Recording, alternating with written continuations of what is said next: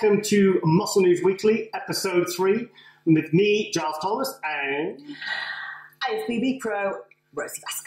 This is actually about take 5 or 6, isn't it, at the moment? It's fine. It's fine. Okay, well, spring is here. Yay!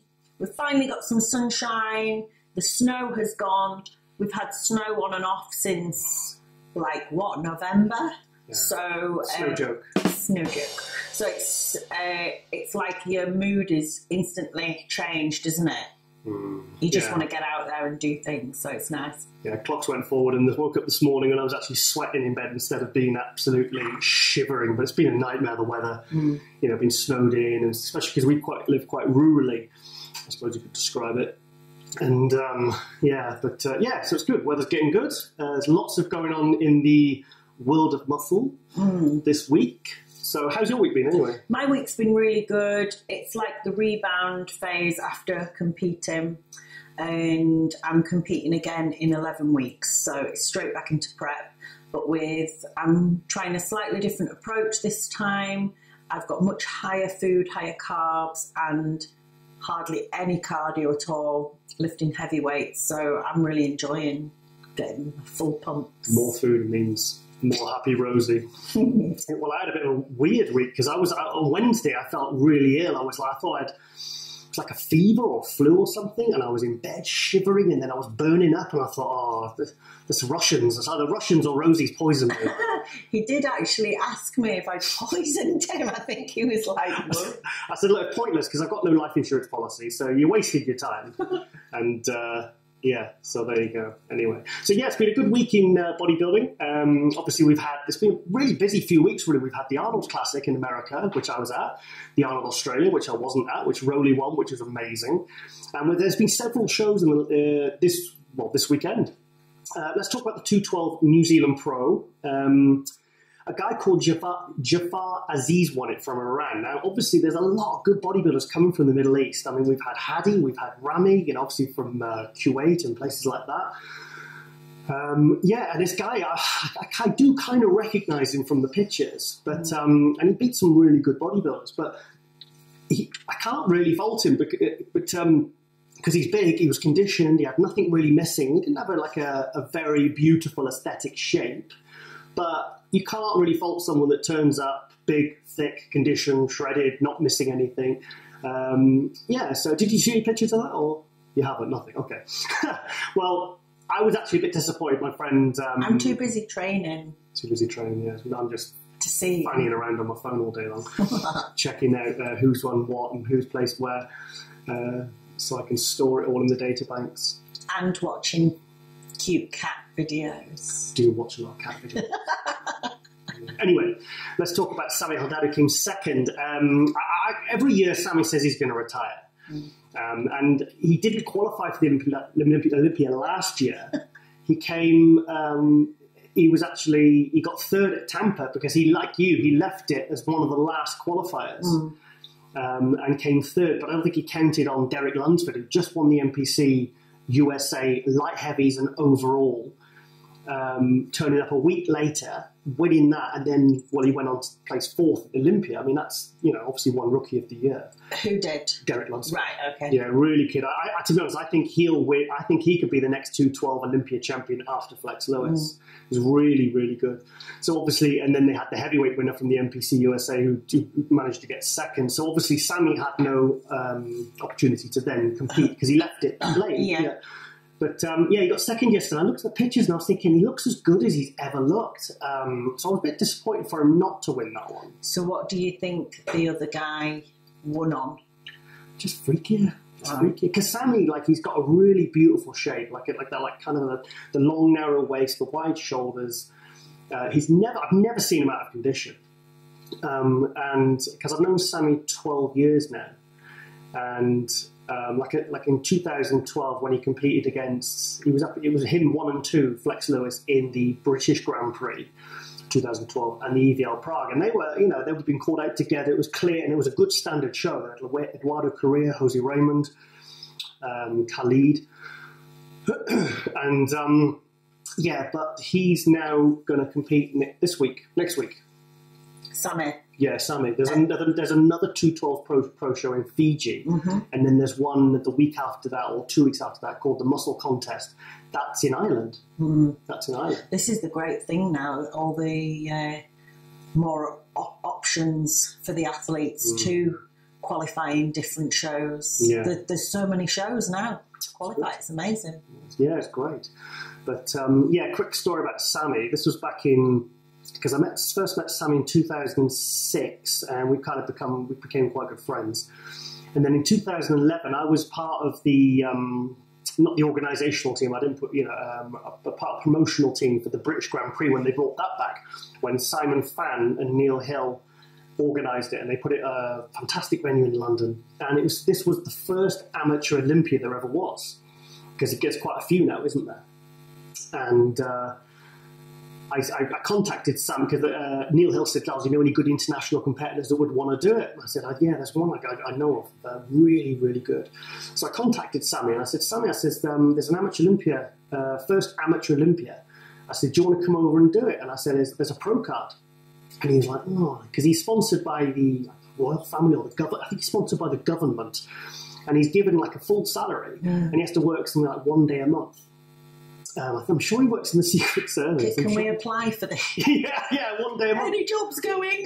That sounds like my kind of job, that. But, so he said, well, to be honest, Giles, he said, I don't really like travelling too far because I find it difficult to kind of, when you're competing against people on home soil and stuff, he said, it's difficult with food and travel. And I said, well, what's the issue? And he said, well, kind of food and travel. And I said, well, travel over. I said, come over nice and early. I said, I'll tell you what, I'll pick you up from the airport. I said, give me a list of what you need for the food you need when you first fly in. Because he said, yeah, I'll be tired. I said, well, I'll sort your food out for you. So he sends me over a list for all the food he needed for 24 hours. And I went out, and because I was living in Newcastle at the time, and I was going to drive down the next day to pick him up at the airport, and then we were in London, for the pro show and the amateur show. So I sent it. I cooked up till 1 a.m. the night before, cooking all his food, weighing it out. Steak, chicken, baked potatoes. Giles is very particular about weighing things. When we first got together, we were both competing, and he if I'm weighing stuff out, say if I've got 50 gram of oats in my diet plan, I'll weigh it out and it'll be like, 53, that's okay. Whereas Giles would pick out oat by oat to make sure it was dead on 50 gram. Yeah, everything weighed out. So anyway, I stored it all in the 6-pack bag in the little trays, got it all cooked fresh. So then obviously I picked him up the next day, took him to the supermarket, got all his food, bought all his cooking utensils, dropped him off at the apartment, then I interviewed him for MD. You owe me something now. And so anyway, he won it. And then he wins it, and I was actually covering it for MD, the show. So I was filming Sean Ray, who was with MD at the time. I was filming him interviewing Sean Ray, interviewing Sammy. So then Sammy, so he said, so Sean's like, hey, you've turned pro, you've got your pro card in 45 minutes, you're going to be on stage with the Branch Warren and Roly Winkler and Johnny Jackson. How does that feel? And he goes, well, I have to speak to my sponsors first, whether I can sort of take my pro card. And Sean's like, okay. So anyway, the pros come out 45 minutes later, and Sammy's not there. But the guy that comes second in the overall, a guy called Thomas Barres from Hungary, he walks out. So obviously he didn't take his pro card, Sammy. Yeah. So the next guy, they offered it to the next guy. Yeah. Yeah, so that's what he did. And why didn't he take his pro card? Well, as an amateur, he gets bonuses for Kamal El Gardney is very similar. He'd get bonuses, and I think he was given a villa for winning the amateur Olympia and staying amateur. Yeah, okay. That's his incentive. So he was given a villa. And maybe they wouldn't allow him to keep it, or what? What? The villa. Oh, the villa. Yeah, if he turned pro, or it was just his. It was the offer to stay amateur. So say, look, if we can. I don't know how it works really, but anyway, to the next year, he does turn pro. He decides to turn pro afterwards. I think he maybe spoke to his sponsors. Yeah. And it was the first year that Body Power had a pro show, and they started, like a lot of the new pro shows do, with a 212. So, again, they said, Giles, you know any good competitors? I said, yeah, I do actually. I said because Sammy, I think, was prepping for the New York Pro at the time. So I contacted Sammy, and he says, I said, look, Sammy, there's a pro show I think you can win in the UK. And he says, Giles, if you say I can win it, you were right last time. He says, I'll come over and do it. And I was like, okay, so I did the same deal. Giles with his mystic crystal ball. Yeah. So anyway, so he came over and he wins it, beating Sean Tavernier and a lot of good, it's a pro show. It's also going to be good competitors. Yeah. So Mark Dugdale, I think he was in it. So... That's an old name, I've not heard. Dugdale still competes. Does he? Yeah, he still competes. Yeah, he's like I said, he switched from Open to 212, and I'm sure he was competing last year, pretty sure. So anyway, third place, that was my story about Sammy anyway. Yes, so at third place was Samir Trudy, who Ron Harris actually had winning the Arnold. He got third. A beautiful physique, amazing legs. I mean, the biggest teardrop you've ever seen.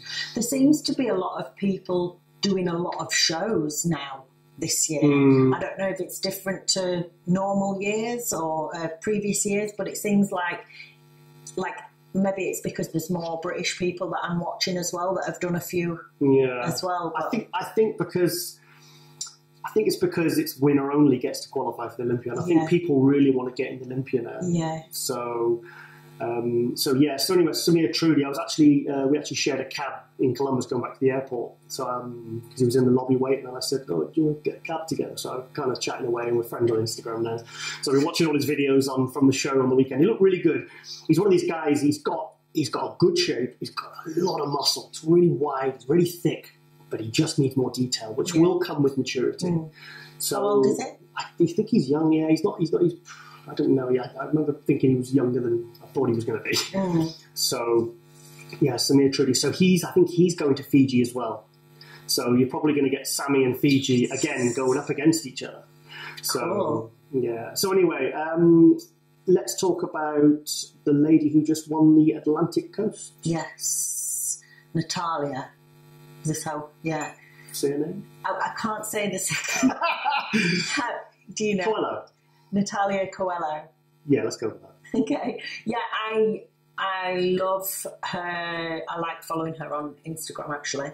And I'm starting to become more of a fan of how she looks, actually, because this time, because she can have quite a freaky look because of the condition. But this show, I don't know whether it was because she did look better. She did, didn't she? She did look better. It was a more refined package. It was a bit.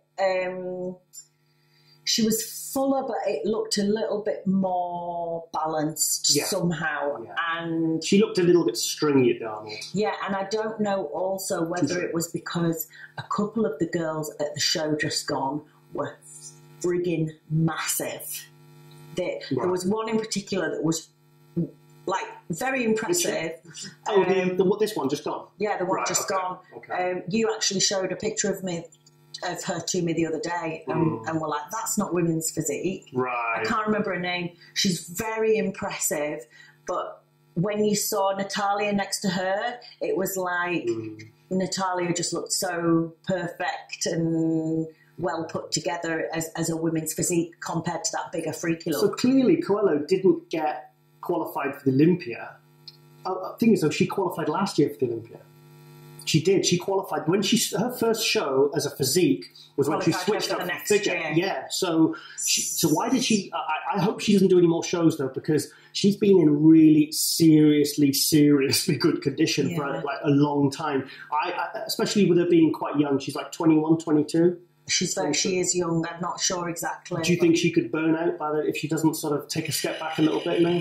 Yeah. Yeah. I mean, it's hard to say. You don't want to put your own sort of like your own expectations of what you could do onto someone else, because other people can do different things. Yeah. So I don't know, but I think for a woman, it's tricky to be so low in body fat for so long, because it does start to affect your your biochemistry and natural rhythm. So obviously she was qualified for the Olympia last year. She went ahead and did the Arnold, got second. I don't know whether that qualifies her. Does that qualify? Is it top 3 at the Arnold? I'll check. I'll double check. Yeah, I don't know. And now she's done this one. I think now she needs to kind of maybe put a bit of body fat on for a few weeks and then, maybe start prepping for that. That's just my opinion. Because I think she is really good, and I think hopefully you'll be up there with her in the mix of the top 6 at the Olympia, because she's coming up fast, and I remember a bit of a discussion on the forum last year when she was winning figure shows, and I said her quads are too big for figure. Yeah. And then they said, I said she needs to either bring her upper body up and go do physique, or bring them down and stick with figure and get a bit more balance. And then people were saying... She's kind of in a funny position at the moment, isn't she? Because, obviously she's good enough to be winning the pro shows, so I'm not taking anything away from her physique, but because she will have been training for figure, now she's at that point where she has got these crazy, freaky physique legs, but then the arms are still in figure, so there is some balancing out to do. That's what I'm saying. She needs to maybe take a bit of time off her diet and actually work on bringing her body, because she has got a really nice shape, really nice. So anyway, so she's impressive. I just think she needs to not compete now till the Olympia, because she could be a top 6 threat. She could be top 3. Yeah, she's really good. I think she's got a nice shape. She seems to have a nice polished look. The whole thing just looks nice. Okay. And also, we're going to cut quickly to a few pictures of a guy I was showing you earlier. This guy is, I won't say his name yet, but let's just take a look at some of these pictures. Check this guy out. He just got second in the New Zealand Pro in the Classic. Check this out.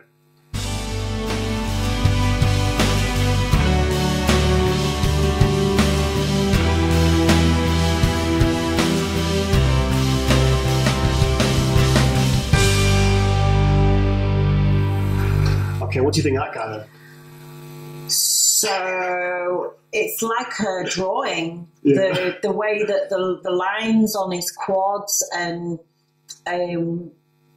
just that kind of skin that blown away, beautiful. But one of the things was he looked amazing 4 weeks out. He was ready 4 weeks out. These photos, these contest pictures I've just put up there, I think he actually looked. He was. I know sometimes at stage light, you could look different, and it's but he did look better 4 weeks out, which tells me. I think maybe he had to lose a bit of muscle to make weight, right? Because he is thickly muscled.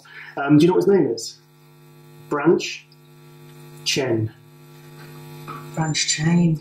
I wonder if he's going to bring out his own range of amino acids. Damn! I love it. I can't believe you're like, I can't. Yeah. Branch Chen. Yes. I love it. What a name. Yeah. I think maybe he just got to like 16 and thought, well, I've got a bodybuilder with a name like Branch Chen. Yeah. So... Gains were his destiny. Yeah, and I looked at that, no disrespect to the winner, but I just couldn't see how the other guy beat him. Because what, he didn't win? He got second. What? Yeah, he got second. I'll show you the pictures afterwards, but the other guy was good. The other guy was good, but this Branch Chen, sometimes, obviously you have to be there to really see, but sometimes you see a competitor on their own, or you see pictures and you just think, how could anyone actually be any better than that? Because they're perfection. Maybe he was bottom hill. I don't know, because I don't know, but he was incredible. So there's a guy to keep an eye out for. But there seems to be a lot of really good guys coming out to this classic class now. That Wesley Vissers from won the Two Bros Pro Turn Pro, who looks like a carbon copy of Arnold physically. I've seen pictures of him now. Do you see him doing all the Arnold poses? Yeah, I saw a video of the routine as well. It's really nice. I like beautiful posing. Like I said, he even copied on his Instagram. He's even copying the poses that Arnold did actually in Pumping Iron, even the transitions. So that's kind of what the classic class was brought back for. You've got guys like Chris Bumstead who are like a second Berry DeMay. I don't even, the guys that don't have like a small waist and classic shape and they don't pose classic, I don't even class them as classic. Just people who've made a weight limit. Sorry. They're just people who've made a weight limit. Yeah, I can't believe that they are classic. Okay, moving on. Now, another thing we both watched was the Flex Lewis documentary. What didn't we? Yeah, it's really, really good.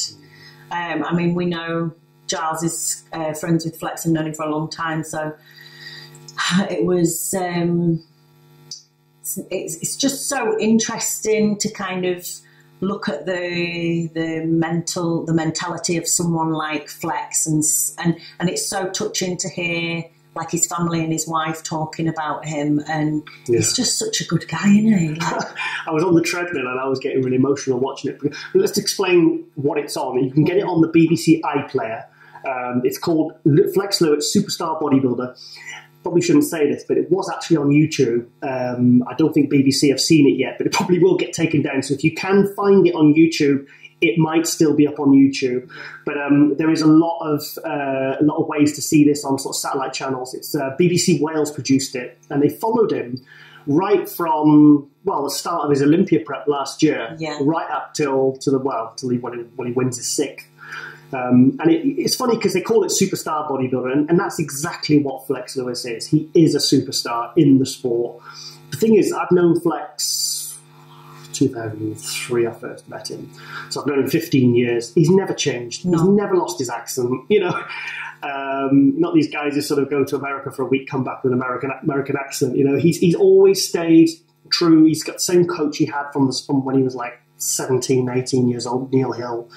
I've got so much respect for Flex Lewis. It's funny because I speak to him like probably a couple of times a week, and I sometimes forget who he actually is. It's like, because we're talking about what's good on TV, we rarely talk about bodybuilding, and we just talk about, I don't know, like he got us onto Narcos, on the Netflix series about Pablo Escobar, and then he got us onto Making a Murderer, and then we're kind of just talking about different things to watch. Oh, by the way, if you're watching this, I think they did it. Making a Murderer. I think they did it. I think they allegedly. No, I think they did. I think they because I sort of watched another documentary afterwards, and there was things that were left out of the Netflix. It's definitely a bit one-sided, the Netflix one. Yeah. There was things like with the. It was good watching though, and we believed all of it while we were watching it. So anyway, back to the documentary. Yeah, so it showed. Obviously, there was the 4 weeks before the Olympia when one of his best friends, Dallas McCarver, died. Now, him and Dallas were really, really good friends. Dallas moved, I think, to be close to Flex and to his sponsor. And he used to train at Flex Lewis's gym. And, and the thing with Flex, he likes to help people. He genuinely likes to help people and just help them, really, especially someone like Dallas who was young, up and coming, like Flex was maybe 5-6 years ago. When he was at that stage of just, people are touting him as the next big thing. And it's so important who you're surrounded by and like your close-knit circle when you are someone like Flex or Dallas, so the friendships and the bonds that people like that make are even stronger. Yeah. But having that trust and support network. I liked what Flex said in the documentary about... he said, there's no such thing as a perfectly smooth prep. He said, there's no such thing. Nothing always goes... That's what he said. He said, nothing ever goes completely to plan. Yeah. There's always obstacles. There's always... And obviously, in the documentary, it showed how Dallas tragically dying. Can you imagine what that would do to your mental state 4 weeks out? And it's funny because I messaged him back and forth, and I said, I got really touched about when your dad started crying. He was getting emotional talking about Dallas and about how upsetting it was, and I messaged Flex about that, and he said that was hard. That's hard for me to watch. He says, because my dad's not a crier. My dad never cries, and there he was on camera, like tearing up, because I think obviously he relates to that. He's a father of, he probably thinks, that could happen to Flex. Something could go wrong or some health complication, and it just really hit home. And I just a young kid kind of out there trying to strive for a dream and trying to be the best version of himself, and just tragic loss. Yeah, but anyway, the documentary was amazing. I thought it was really well handled, really well you could see the Flex had input. Yeah, and actually it's probably up there with one of the most positive bodybuilding pieces of TV. Do you remember how nervous we were when you were on Britain's Got Talent? And we were they were trying to get you to say things after you'd been on stage. Yeah, because I think in general, anything to do with bodybuilding, I mean, I get approached by media 1 to 2 times a year asking if I want to do certain things, and you have to be suspicious because more often than not they spin it in a like they ridicule you, or they just want to like somehow make you out like you're a freak. It's lazy journalism because bodybuilders are easy targets, basically. They're easy targets. But the thing is, with people like yourself, people like Flex Lewis, you know, you're instantly likable people. So you straight away, they probably think, and the thing with Flex, he's quite same with you. You're you tell people exactly, I'm not doing that. I'm sorry, I'm not that desperate for publicity. I don't need that. So you could see that Flex had a lot of input with this documentary. And obviously there was a thing with the hurricane a few weeks out. You know, I mean, I remember him messaging me then. He says, God, we've got to, like, you know, literally batten down the hatches and, you know, board the windows up. So crazy. I didn't actually know about it. I never told you. Yeah. So it was a really good documentary, really positive, and I think it's going to do really good things for bodybuilding. Like I said, the whole thing just, I can really connect with Flex, not because we're both Welsh and I've known him for years, but, and I always tell this story about Flex Lewis is, normally, like you were saying about how good I am at sort of spotting potential, talent, whatever you want to call it. There was one instance where I was completely wrong, and that was with Flex Lewis. I remember when Neil Hill, because I've known Neil Hill since 1994, about 24 years. Back when he used to compete in Wales, I've photographed him and all sorts, and we've been friends for years. And about the fact that you Flex, yeah, sorry. Anyway, doesn't spot basically one of the best, No, listen. So the thing with Flex was Neil was saying, look, I've got this junior, he's really good, he's only 19, he's da-da-da-da. So anyway, I saw him at the 2003 British. He was 19 years old and up against 21 and under athletes. I just saw this guy, I was like, yeah, he's good. And the juniors were a bit ropey for a couple of years around that time. It wasn't like in the 90s where they were like, you know, like guys like Ian Harrison and, you know, these amazing juniors. It went kind of a bit of a lull. And then Flex Lewis I was like, yeah, he's going to win. But I just did not see it. I just saw this massive pair of legs. But then Neil Hill said to me, and he says, no, Giles, you need to meet him. You need to speak to him. I was like, well, what difference is that going to make? Speaking and meeting him, meeting him, I just thought, okay. So I met him, and within a few minutes, I kind of got it. Yeah. And that's why now, when I look at potential in athletes, I don't just look at how they look on stage. I look at their attitude, the aura, you know, it's like, how can you beat someone that never gives up? Like Dorian. Dorian was around at a time when you had the Flex Wheelers, the Kevin Lavrones, the Sean Rays, these genetic, Paul Dillette, genetic elite. Now, Dorian arguably didn't have the best genetics in the world, but like Flex Lewis, he had that drive, he had that. You just knew that nothing was going to stop this kid, and he's executed every part of his dream, of the plan he laid out, and he's never stopped. He's never stopped pushing forward. There's got to be some different layers of intelligence, hasn't there, for a successful person in any field. Absolutely. But it was Flex Lewis that taught me that. Yeah. And it's funny how Neil Hill always said, no, you need to meet him and speak to him face to face. And I remember being really confused by it. And then when I met him, I was like, yeah, I can see this kid's going to be something special. Yeah. And it's just been, if you go right through Flex's career, it's just... Like some people are just, however they've been brought up, and just some people are like slightly different. The way they think and view the world has already set them up for success. Like if they always have like a positive, like for example, Flex saying that your prep never goes to plan.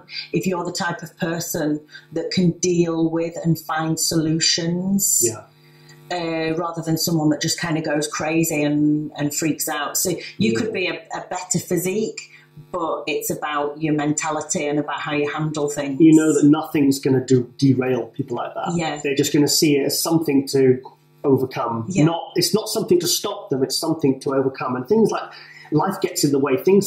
Life throws things at us all the time, you know, and athletes and everything, and family, life, personal, whatever, you know, career, money, financials. It's like all these things can be thrown at you, and it's like nothing, like you were saying about when he first moved to America, and he said he felt like quite, you know, you get quite depressed, you know, being away from your family, being homesick, and because he's very family orientated.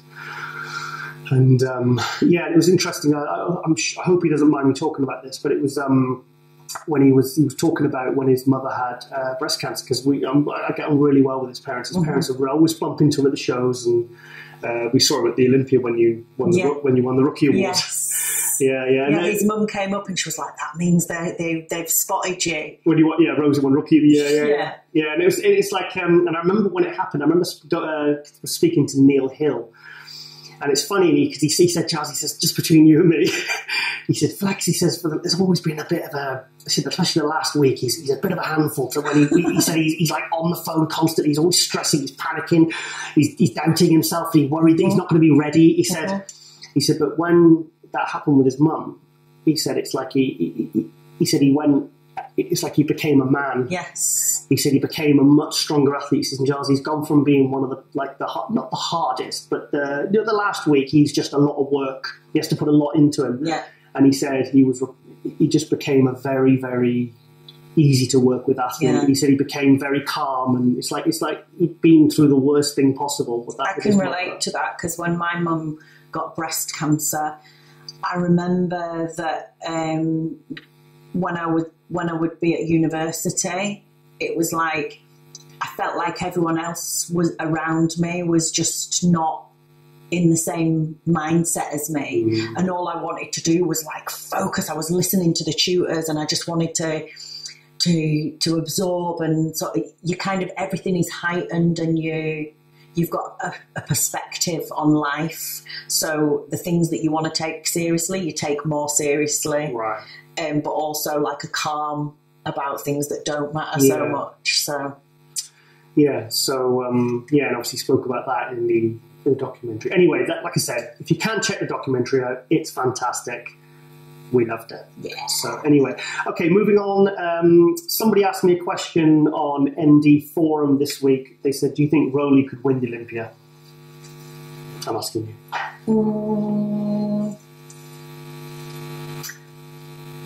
I don't think. I think there's quite a few other bodybuilders. Obviously, Rami. I think he's better than Rami. Do you? Yeah, I think he's much better than Rami. I think Rowley, the Rowley we saw at the Arnold Australia last weekend, because I said in the wrap-up at the Arnold America where he was way off, in my opinion. He was 15, 20 pounds over. He kind of lost that in 2 weeks for the Arnold Australia, and it totally transformed his physique. That front double bicep, even next to Dexter and Bonac, were pretty much 95% of what they were at the Arnold. He looks tremendous. It's beautiful, beautiful physique. Do you think? But he's freaky as well. Do you think Rowley could beat Bonac? He did. At the last one? Yeah, he beat him at the Arnold Australia. He did. Edit that. He beat him. Okay. Yeah, beat him. And it was quite a clear win as well. I mean, Bonac had a fade, I don't think he faded, because he peaked perfectly for the Arnold in Columbus. He looked perfect. I mean, he just, when someone nailed it bang on, everything was conditioned and sharp and, detailed, full. He looked good, he looked fresh, and Rowley kind of just looked washed out because he was so bloated. But then he lost it in those 2 weeks, and it just transforms his physique because and then it makes him have a small waist, which gives him aesthetics. And it's always tricky, isn't it, when you get athletes that kind of, you never know how they're going to look. You get someone like Dexter that usually, like 9 times out of 10, he's going to come with something, shredded, full. He always looks good. Basically. And then someone like Rowley, it's like you could have this amazing showing and think, he could win the Olympia or be... He won Australia clearly, I think. I mean, from all the pictures, pretty much, I think he had it. It was a clear win, I think. It was a comfortable win. So if Rowley brings something even better than that, they just got to stop focusing on this freaky... because he doesn't have to be the heaviest on stage to be the freakiest on stage, because he's got those he's got the best arms in the world. Yeah. I think his arms are even better than Filthy's. Yeah. I mean, he's got it's the shape, it's the tie-ins.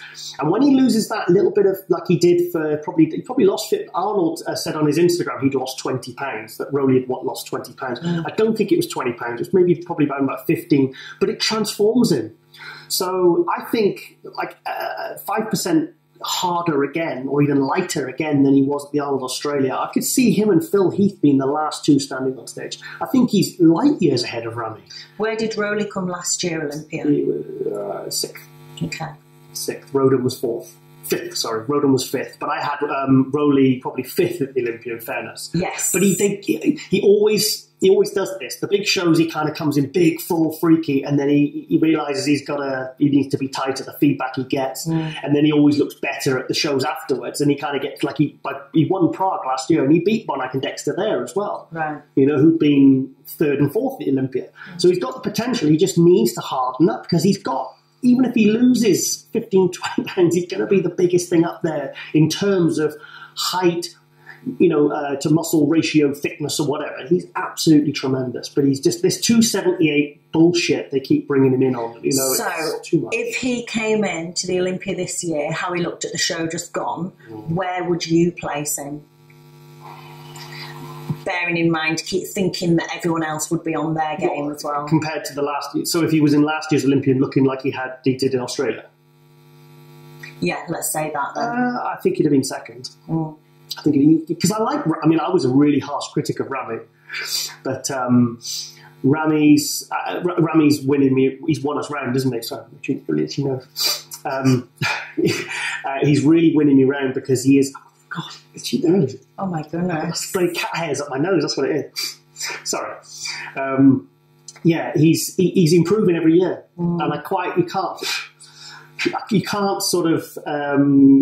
You can't not root for the guys that come in better every single year, because he was just a big, like, rough diamond. Yeah. And he's just starting to get it all proportioned and more detailed. And I tell you what, it really just does show you how bodybuilding is about the long game, because Rowley's been around for years, like, and still refining and still kind of finding. He's not been around for years at all. It feels like he's been competing as a pro. This is his 6th year as a pro. He turned pro into.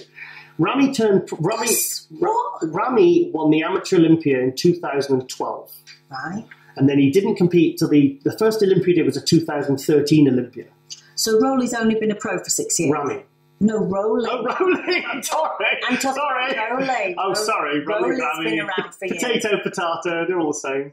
Yeah. All from the same gym, anyway. Because I remember seeing Rowley. Oh, yeah, Rowley turned pro in 2009. In the MD magazines, like when I first was competing, really. That's right. Well, he won the Arnold Classic in 2009. He did the Arnold Classic in 2010, because I went over to see him. I've been over to see him. I went to see him in 2011 and 2012 in Rotterdam, when he was in Holland, before he moved to Kuwait. Yeah. So, yeah. So Rami's... sorry, who are we talking about? Rowley. Rowley. Roly-poly. Rami, Roly Rat. Holy Roly. Okay, anyway, moving on. My Lee Priest interview.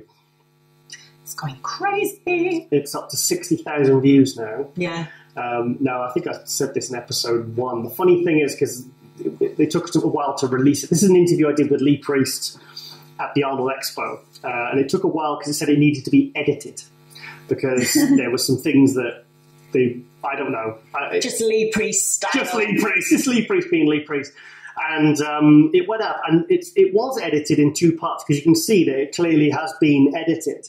But the bits that I remember in the interview thinking, oh my God, the bits that I thought were going to be edited were left in. So I'm trying to, I can't remember what he said that would have been worse than what I thought was going to be taken out. They took out the clean bits. Yeah, the boring bits. We're talking about eating chicken and rice 6 times a day and how much he bench presses. Took out the bodybuilding questions and kept in the crazy stuff. Yeah, so it's up to 60,000 views. People seem to really love it. And it's funny because my highest viewed interviews at the Arnold Classic was this one by far. That was 60,000, probably rising like 1,000 views a day. Yeah. It was 34,000 when I first checked. And the last one was Ronnie Coleman, my old friend Ronnie. That was 170,000. And it's funny because Ronnie hasn't competed since 2007. Yeah. And Lee hasn't competed with the IFBB since 2006. Those kind of true legends in the sport, and people still want to hear what they're doing and they want to hear what they're saying, and it's good. It's crazy. So anyway, check that out. Yeah. It's good because it's good banter between us, because we do. I did a UK tour with Lee back in 2006, and I like the guy. He's I really got on well with him, but he's really he's taking the piss out of me, and because I'm a diabetic, saying I gave myself diabetes, which might be true. Yeah, which might be true. I don't know. Oh, moving on. So anyway, we were going to talk about traits of successful people in the industry. This is something that me and Rosie have been talking about a lot recently, and you've got a few things you'd like to talk about, wouldn't you? Yeah, I mean, at the end of my last prep, I was actually studying to become an NLP practitioner. It's like one of the most intense... Do you want to explain what NLP is? Yeah, neuro-linguistic programming.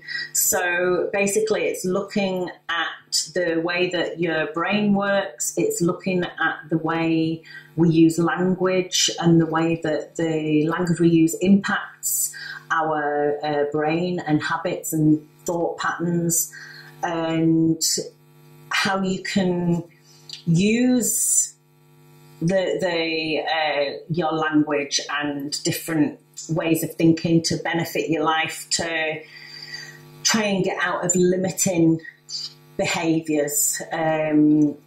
So like I was saying before, someone like Flex Lewis and also myself, we have our natural setting is already a lot in the non-limiting section of things. So you tend to have a much more positive outlook on life. You tend to be able to look for solutions on things. Which is something I've identified in the most successful people in the industry, because obviously all the different things I've done working in the supplement industry, the bodybuilding industry, the media, everything. I've worked for Ronnie Coleman, I've worked for Dorian Yates, I've worked for a very successful British bodybuilder and in business, a guy called John Citrone, who used to compete with Arnold.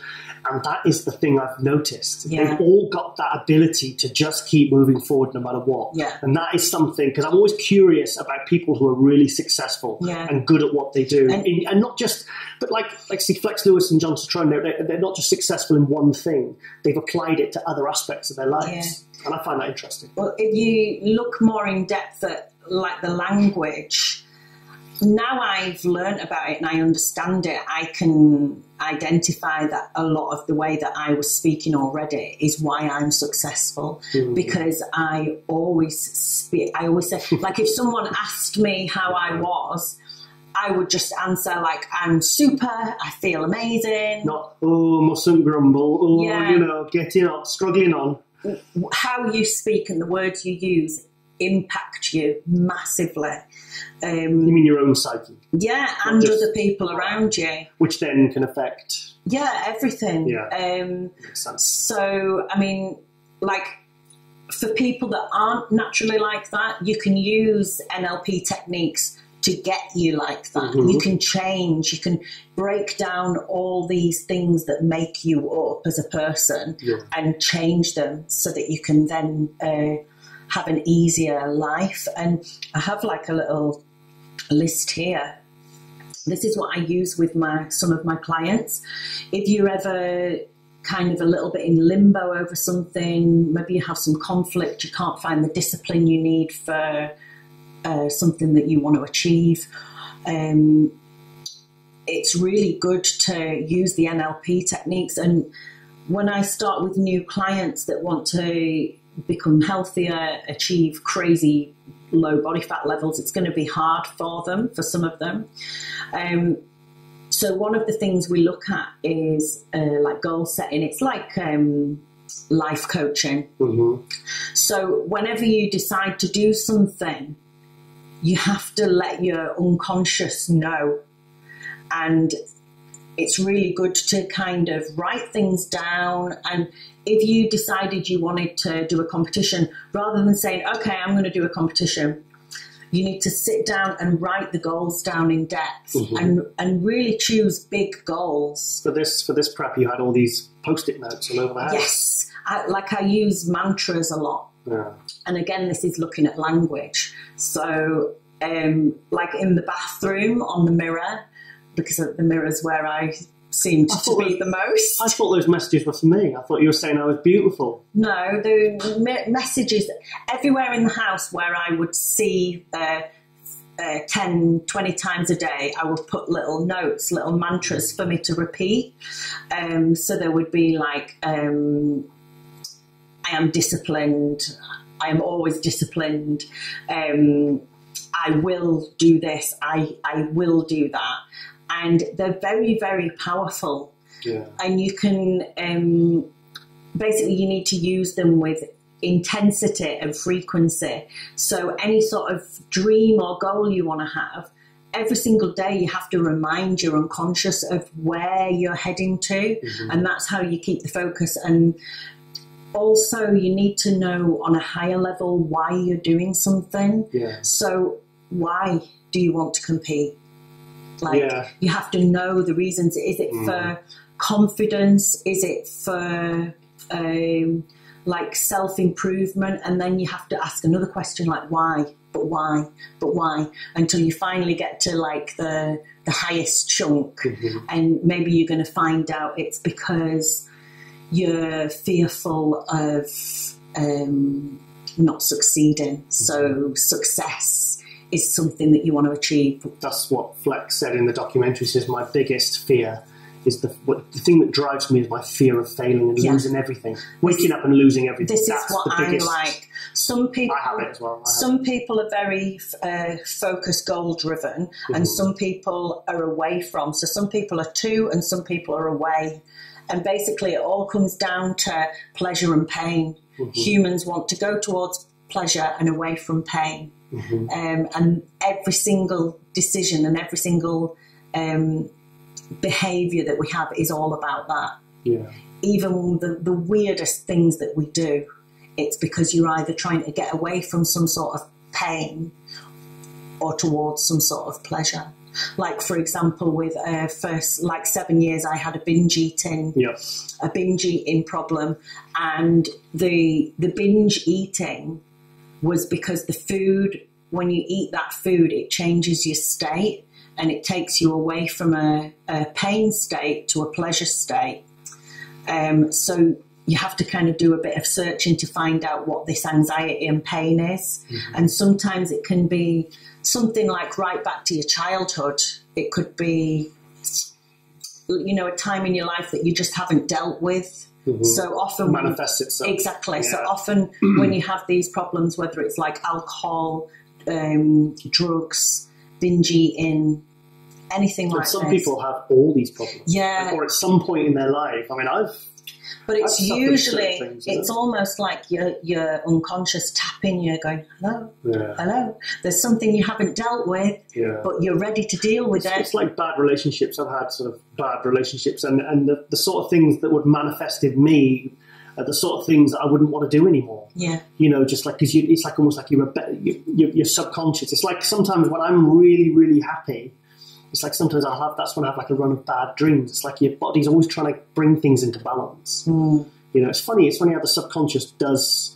It's like my instincts. I find the older I get, the more I use my instincts to kind of guide my thought processes. You know, whereas when you're younger, you just think, oh, I'll do what I want to do. And so. Yeah, when you're younger, you're a little bit more like instant gratification. You don't tend to look at the long-term happiness. You just think what you want there in front of you now, and I'll deal with. Which usually ends up in disaster, doesn't it? Yeah. But for 10 years you learn. Yeah, but I had a meeting with my NLP teacher the other day, and I'm really, really excited because I'm soon going to be bringing to the industry a package which can help people with eating disorders, with bad self, with bad body image, people suffering with anxiety. So for a lot of people that have stopped competing, and then they have like this distorted view of how they look. So I'm really excited to be helping people with that. And also I'll be bringing out a package for performance related. So people that high end athletes that have got sticking points. Maybe they've just got a little bit of self-doubt in there. Going back to what you were saying just a moment before, are you surprised at how many people you work with in terms of athletes and say even normal people, you know, with the PT and the coaching? Are you surprised at how many people have some form of, you know, some disorder, things like binge eating, and, you know, people that you just wouldn't even believe? I mean, you and I, you don't tell me names, but we've discussed certain instances where you've had clients and you know, you were saying, I was really surprised to find out that this particular client had this issue, and you know, really serious things they're battling with that you would never believe if on the surface, you know, because externally they might look amazing, and some of these people, you know, it's 9 times out of 10. Wow. Some people have something that they're battling with. Well, probably, in fact, like everyone has some level of something they're battling with. But I've seen the NLP, the way you've introduced it into your own life, and now you're applying it to other people. I've seen that it's really helped you. It's really, really interesting. And actually, sorry, so I don't forget, I just have these books that for anyone that has maybe had any binge eating problems, it's really important to find out about other people that have had it and have come out of it. Yeah. And this was one book that helped me, and it's called Brain Over Binge by Catherine Hansen. We can see Brain Over Binge. It's a bit dark, isn't it? Hang on. Can you see that? Here we are, Brain Over Binge. And then 2 performance-related books that really helped me as well when I was at a little bit of a lost point. I'd kind of lost my self-belief. Was it after Tampa, maybe? This was in 2016. Yeah, after Dallas. In Dallas. Oh, in Dallas. Okay. But this is a book. See, it's funny. Sorry to interrupt. It's funny talking about that. Yet you won that show. Yeah, but it was horrific. This is a book called Relentless by Tim S. Grover, and this was recommended to me by our good friend Paul Baxendale, who is another great guy that does neuro-linguistic programming. Just for the bodybuilding fans, he was one of the Dorian Yates' training partners, so... You know, and then, of course, the incredible Anthony Robbins, Unlimited Power. This looks at NLP techniques, so you could look at this and use some of the techniques yourself. But also for anyone that's had any problems with binge eating, the thing that got me out of this awful habit was actually one of Anthony Robbins' audio tapes on YouTube, and it's called The Body You Deserve. So if there's anyone that you know that is struggling, check that out on YouTube. Brilliant. Okay. Sorry, it's getting to night time here. Yeah, it's getting dark now. Yeah, so all the lighting's all changing because, literally about an hour and a half ago, how long have we been going for now? How long have we been talking for? A long time. Yeah, I'm trying to keep the show to about 40 minutes, but we overran massively last week. So we're trying to, I don't know, maybe we'll just, depends on what's going on in the week. Come over this way. Okay, so are we going to move on to the next subject? We might have to wrap it up very soon. Let's talk about the Indy Pro coming up. Just a quick little preview. You've got, I think the front runners will be Steve Truclow. Yeah. Luke Sando, the British guy. Yeah. You've got 6th at the Arnold Australia, looking sensational. Hidetada, who works with Milos. Rodriguez, he's changed his first name a couple of times. The guy who got 7th at the Arnold Classic. And Charles, also another guy you should watch out for is Charles Griffin. He's put a lot of muscle on. And in the 212, we've got the return of Silvio Samuel. Now, a bit of a geeky fact about Silvio Samuel. He was the first winner of when they introduced the lighter weight classes, because before it was 212, it was 202. And before it was 202, they had one show that was a 210. They had basically under 210, over 210, that's the open class. He won that in 2007. So that's going to be exciting. Now, this week we've got a pretty cool week coming up, because you're on Thursdays. Yeah, well, I need to wait. Cedric is going to find out his UK tour. McMillan. Sorry, Cedric McMillan. There is only one Cedric. Cedric. I think he finds out his schedule for the UK tour tomorrow. So hopefully he's going to let me know. And then I presume we're going to meet him over at Crayford Gym on the Thursday, which is my birthday. Yeah. Is it? Yeah. 36. You told me you were 28. So did I. So hopefully we're going to be going over to see Cedric and start working on our couples routine. Yay. That's going to be exciting. Yeah. And don't mention the name because he hasn't confirmed yet, but we might even have a 5th columnist for MD. I'm just waiting for him to confirm it so I can then talk about it. But let's just say this guy, don't mention his name, don't spill the beans. I'm not going to say anything. He's a pretty big name for MD to have, and he's very well respected. And I think, probably best if I don't say any more, but he's probably someone who could bring a lot of added value to MD. Very knowledgeable guy, and he's a freaking monster. So, anyway, I'm trying to ask what else there's there. Kamal El-Ghazni is on Ronline in an hour. Awesome. Kamal El-Ghazni won the 212. I'll talk about Kamal in future episodes because there's a lot. Me and Kamal have got like a 20-year history, so I don't really want to give it like 2 minutes on here. So he's on. So I've been providing Ron with a load of background information, literally like an essay. He says, "Can you find out a couple of good questions for me?" Because I sometimes do that with the European or the British guys. People like Luke Sando, James Holland said, "I'll send a load of questions to Ron and say, look, there's some good questions to ask. Here's a bit of background on them, which you might not otherwise." Sorry, this lighting's making me look hench. Hench, pretty beefy. I won't show my. Yeah, and final question I do want to ask, actually. Do you think Kate Errington, who came second at the Arnold Classic in the Fitness Pro and won the Arnold Australia, do you think she could win the Olympia this year? With no Oksana Grashina, do you think she could potentially go into the Olympia this year and win, given what she's achieved in the last year? Wow. I think she has as much chance as any of the girls up there. Come on, give me something. I would have to see more of what the other girls have got to offer. But from what I believe, there was always Oksana and then the other girls. Yeah, exactly, but no Oksana now. So I think she could be. I don't see why not. I think top 3 is realistic. Yeah, I think her saying that, because I know that she said that she wants to win the Olympia at some point. I think that is a goal that we will see. I think she will fulfil this. How cool would that be if we had two British Olympia champions, you in the physique when Malakan gets bored, that is. And Kate in the fitness. And you're both really, you're okay. We're just lovely. You're cool, I suppose. Yes. You're quite likeable. Let's talk about what we've been watching.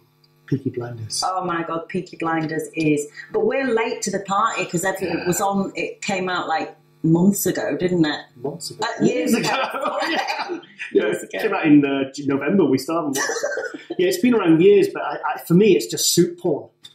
And the pocket watch. I kind of dress like that anyway. We went for a nice meal together last night, and it was. And I'm pretty much dressed in my full tailored tweed suit. And I was thinking, I'm only missing the pocket watch, the clips, and the little round collars they wear from the 1920s. It's we can't help but speak in the Brummie accent. You were talking, Rosie was talking to the cat in a Brummie gangster accent. I said, "What was the?" I won't even do it. I don't know what she said, but. Yeah, Tom Hardy was funny because he's in the second season, and I just love that bit when the half the time you don't know what he's talking about, but it's so funny. Well, he's channeling because he's played Bronson, Charles Bronson, the prisoner. He played it in one of his first films. He's channeling Bane, and he's channeling Ronnie Cray when he played both the Cray twins in the film. He's channeling all 3 characters. I love that bit where they're all coming in, and he was giving them all these forms to fill in, all these new employees, and he says, "Fill that in, fuck off." Next one comes in, fill that in, sign that, fuck off. That was just, he's absolutely brilliant. So you've got Tom Hardy, Cillian Murphy, just, if you've never seen it before, check it out. It's absolutely fantastic. It's the stories, the characters, it's just, anyway. Awesome. So it's good. And also, in the cinema, Pacific Rim Uprising Day. It's out now, so... You can go with George. It's cinema friend, George. Cinema friend. Yeah, because, the first one I watched a few times, didn't I, dear? I get bored at the cinema. I want to get up and have a break, eat. Yeah, cinema, no. So you can't pause and... Yeah, I'd rather watch a film at home. Yeah. We're quite lucky where we live. Yeah, so obviously when we go to see Cedric on Thursday, I'm going to get a bit of footage of that, because pretty much I've got everything ready for episode 10 of our YouTube show, the Tiger Rascal Show. So as soon as I get that footage on Thursday, I'm ready to edit. Cool. I mean, usually I leave maybe 3-4 weeks between each episode, but I've got some leftover footage, like from the best of my interviews, like with Lee Priest, Greg Valentino. I've got those which I want to put in, and obviously we've got all your stage footage from your show, the London show. So it's going to be a fight to try and squeeze it all into a 30-minute show. Yeah. So but sometimes you've got to bring out episodes a little bit close together. Like I did it for the Arnold Europe and the Olympia last year. I think I brought one out like 2 weeks after the other one. But I wanted to obviously stay relevant. So we always have a lot of fun putting that together and editing it. So cool. So yeah, any questions anyone wants to ask us, anything, topics, suggested topics, anything you'd like us to discuss, either put the message on Facebook, MD Forum, on the Noble Forum. You'll find us somehow through Facebook or Instagram and is it possible for us to play out the end with a little bit of Kate's routine as well? Oh yes, yeah.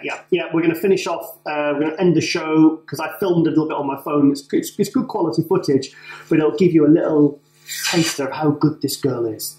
She's absolutely sensational. Yes, yeah. So okay, well. I've got like last week. I've got no clue how long we've been talking for, so we could have been here for about 3 hours for all I know. So. Thank you for joining us again. Okay, with Rosie Rascal Hart, IFBB Pro. I'm Giles Thomas, and you're going to be seen out by Kate Arrington when she plays second at the Arnold Classic in the Fitness Pro class. See you next week.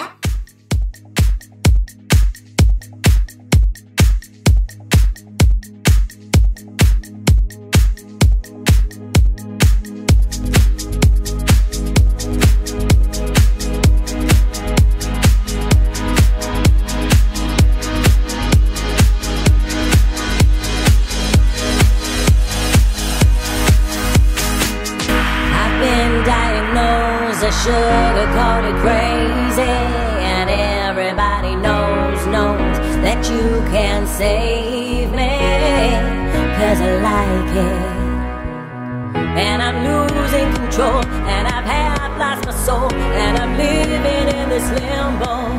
I'm sugar-coated.